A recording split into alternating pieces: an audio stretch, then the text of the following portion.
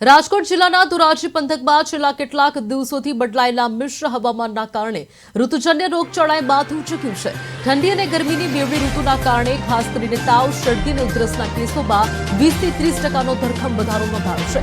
Dhoraji civil હોસ્પિટલમાં હાલ દરરોજની OPD 600 ને પાર પહોંચી છે, જ્યારે દરરોજ 200 થી વધુ દર્દીઓના લેબોરેટરી ટેસ્ટ કરવામાં આવી રહ્યા છે। વધતા જતા રોગચાળાને પહોંચી વળવા માટે સિવિલ હોસ્પિટલ તંત્ર સજ્જ બન્યું છે અને હોસ્પિટલમાં પૂરતો દવાઓનો જથ્થો તેમજ ડોક્ટરો અને નર્સિંગ સ્ટાફની ઉપલબ્ધતા સુનિશ્ચિત કરવામાં આવી છે।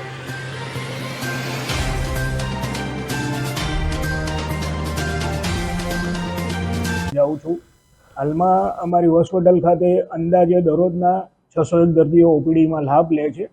મુખ્યત્વે અત્યારે ઋતુજન્ય રોગો કહીએ તો અપર રેસ્પિરેટરી ટ્રેક ઇન્ફેક્શન, શ્વસન તંત્રના રોગો, એમાં લગભગ 20% જેટલા દર્દીઓ હોય છે અને તમામ દર્દીઓ અમારી હોસ્પિટલ ખાતે ફિઝિશિયન વર્ગ 1 પણ ઉપલબ્ધ છે।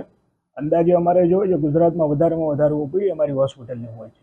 પહેલા કેટલા દર્દીઓ થતા હતા, અત્યારે કેટલો વધારો છે? અત્યારે કહી શકાય કે 15 થી 20% વધારો છે। મોસ્ટલી ARI, શ્વસન તંત્ર, અપર રેસ્પિરેટરી ઇન્ફેક્શનને લગતા શરદી, ખાંસી અને વાયરલનું પ્રમાણ વધારે છે। બહારપુરા વનપ્રવાસમાં રહું છું। સરકારી હોસ્પિટલે અમે પણ શરદી માટે આવેલા હતા અને અહીં બહુ ટ્રાફિક અને લાઈન અને બહુ દર્દી છે અને સરકારી દવાખાનામાં બહુ સંખ્યામાં દર્દીઓ છે। વાતાવરણમાં પલટો આવતા ઘણી બધી પબ્લિક અહીં સરકારી હોસ્પિટલની સારવાર લે છે। સરકારી હોસ્પિટલનું કામ બહુ જ સારું છે અને લાઈનો પણ લાગી છે, તમે જોઈ શકો છો, બધે લાઈનો છે, ટ્રાફિક છે અને સારા એવા ડૉક્ટરો છે, તપાસ